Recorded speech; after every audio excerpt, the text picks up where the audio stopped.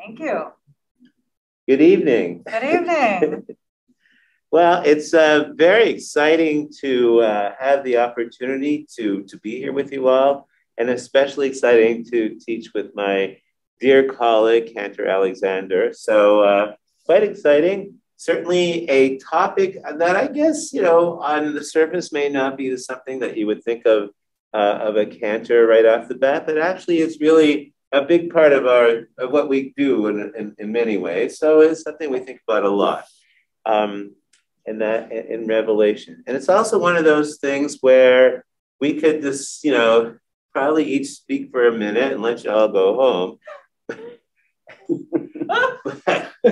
Which, we'll find a way to fill the hour. Right. But and since we're cantors and not rabbis, we might be capable of doing that. However, we'll try to give you a little bit more information than that. So I think the way it works is that we're each going to try to give you the perspective of our respective movements, and then we'll kind of leave some time for both dialogue between the cantor and myself, and of course between y'all and us as well. So I think that's the plan, right? Yeah.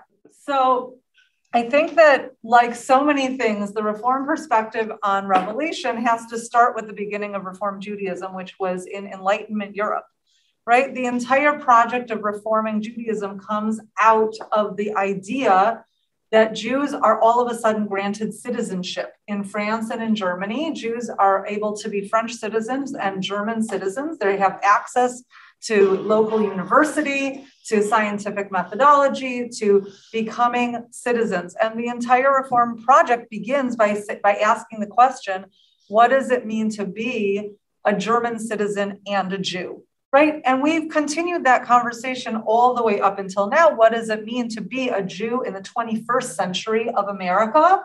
And we all of us around the room, from the Temple Israel to Beth Israel to Chabad, are all grappling with that question, but we come back to our roots and to how we balance the modernity question versus the traditional Judaism question and what is appropriate along that path.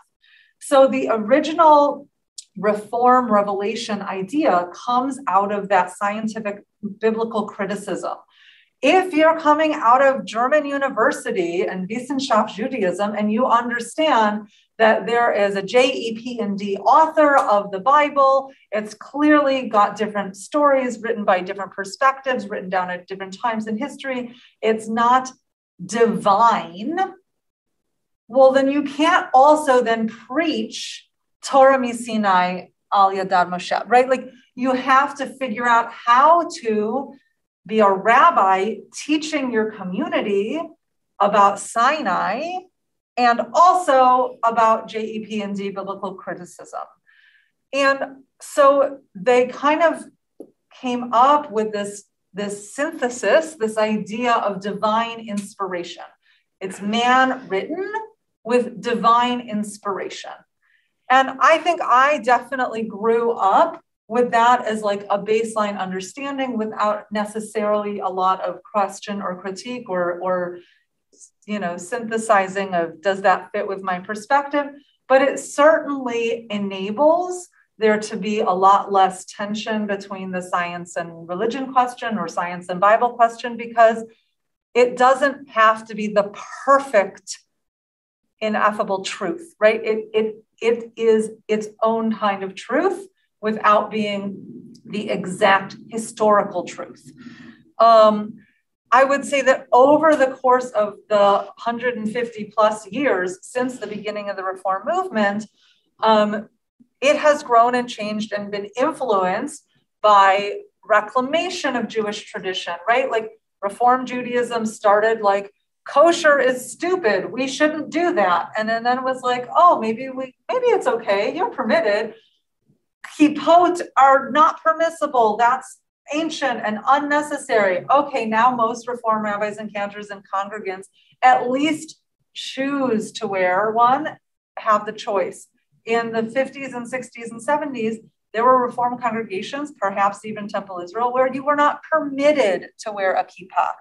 So for real. So like we're in our pendulum. We're always swinging back. We're always influenced by what we're missing, by the shiny star, by what other people on the outside are doing. That's always happening. So I'm going to share with you the most recent platform of ideas from the Reform movement. So this is called, excuse me, I'm articles. Is it showing? Okay, Articles of Statement of Principle for Reform Judaism. This was adapted in Pittsburgh in 1999. You may have heard of the Pittsburgh Platform, which was in 1885, the original American platform of what Reform Judaism was. This is 100 plus years later, but still almost 25 years ago, and is a statement of principles. What I think I like the most, now having read the conservative statement of principles, we are just as big tent in trying to make sure that we don't offend anybody while agreeing on what our principles are. So our principles are divided between God, Torah, Israel. You might be familiar with that triumvirate, God, Torah, Israel. It's kind of in a lot of different concepts. So what is it to reform Judaism is the question. You may not need to read the God part to talk about revelation, but I think that the way it's written, it is important to understand what the Reform movement is saying about God in order to understand how that relates to Torah. So God. We affirm the reality and oneness of God, even as we may differ in our understanding of the divine presence. We're very open. We affirm that the Jewish people is bound to God by an eternal Brit, covenant, as reflected in our varied understanding of creation, revelation, and redemption. We affirm that every human being is created b'tselem Elohim, in the image of God, and that therefore every human life is sacred. With reverence, all of God's creation and recognize our human responsibility for its preservation and protection.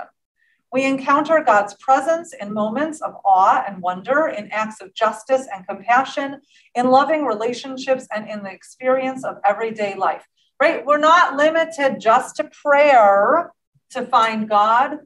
Anything that we're doing could be a space that we find God. We respond to God daily through public and private prayer, through study, and through the performance of other mitzvot, sacred obligations, ben adam lemakom, to God, ben adam lechavero, to other human beings. We strive for a faith that fortifies us through the vicissitudes of our lives, illness and healing, transgression and repentance, bereavement and consolation, despair and hope. We continue to have faith that in spite of the unspeakable evils committed against our people and the sufferings endured by others, the partnership of God and humanity will ultimately prevail. We trust in our tradition promises that although God created us as finite beings, the spirit within us is eternal. In all these ways and more, God gives meaning and purpose to our lives. So that's our understanding of God. Nowhere in there did it say God spoke the words of Torah. It's a very broad understanding of God, and it has a lot to do, our understanding of God has a lot to do with our commitment towards humanity, right? We understand God by understanding that humans are in God's image, which impels us to behave in certain ways towards human beings. Those are intertwined in our understanding of God. Torah. We affirm that Torah is a foundation of Jewish life, right? We're not starting with we affirm that Torah is the word of God. We affirm that Torah is what centers us as Jews. We cherish the truths revealed in Torah, God's ongoing revelation to our people, and the record of people's ongoing relationship with God, right? We take it in 1999, we take it as common, as normal, that revelation is ongoing and that our people is part of an ongoing relationship. This is not a shocker. This is not anything new that should cause controversy. This is 1999 normal. We affirm that Torah is the manifestation of Ahavat Olam, God's eternal love for the Jewish people and for all humanity. We affirm the importance of studying Hebrew, the language of Torah and the Jewish liturgy, that we may draw closer to our people's sacred texts. We are called by Torah to lifelong study in the home, in the synagogue, and in every place where Jews gather to learn and teach. Through Torah study, we are called to mitzvot, the means by which we make our lives holy. So Mazel Tov, you're fulfilling part of your mitzvah, lifelong Torah study.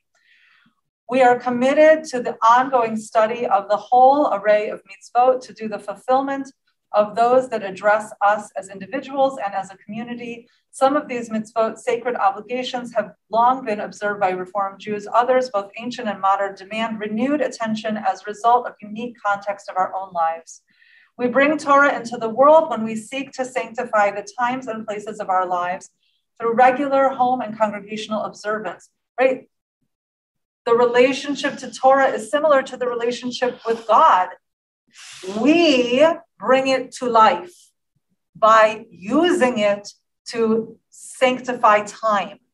Shabbat calls us to bring the highest moral values to our daily labor and to culminate the work week with kedusha, holiness, minucha, rest, oneg, joy. The high holidays call us to account for our deeds. The festivals enable us to celebrate with joy our people's religious journey in the context of changing seasons. The days of remembrance remind us of the tragedies and triumphs that have shaped the people's historical experiences, both in ancient and modern times.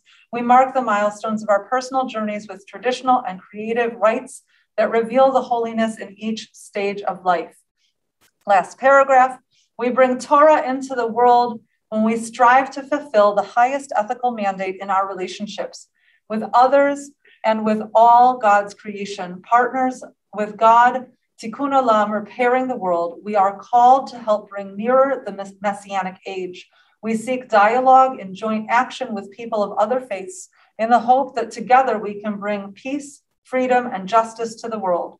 We are obligated to pursue tzedek, justice, and righteousness, to narrow the gap between the affluent and the poor, to act against discrimination and oppression, to pursue peace, to welcome the stranger, to protect the earth's biodiversity and natural resources, to redeem those physical, economic, and spiritual bondage. In so doing, we affirm social action and social justice as a central prophetic focus of the traditional Reform Jewish belief and practice.